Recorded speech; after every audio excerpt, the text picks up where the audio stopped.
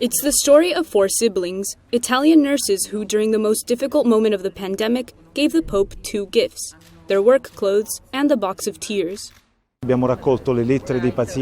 collected letters from patients and healthcare workers, recounting their experiences during the pandemic. These represent their tears. The nurse's uniform represents the sweat and the love of life.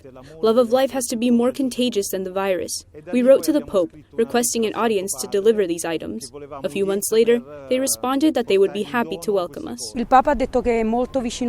Pope expressed his nearness to nurses and other medical workers. He said he understands our suffering and is praying for us, but he said we must pray for him as well.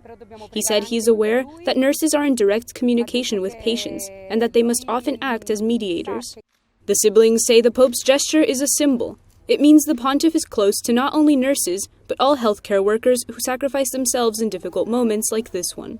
It was a very exciting meeting. Throughout the pandemic, we felt the Pope's presence. We felt that God was with us. The Pope's messages made us feel his nearness. We were able to meet the person we had seen on TV, a simple person who made us feel at ease and who saw how excited we were.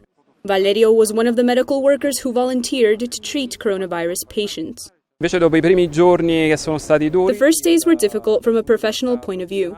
We later realized that from a psychological and emotional perspective, it was much more difficult to treat patients who just a few days earlier had been healthy. They hadn't even considered the possibility of death.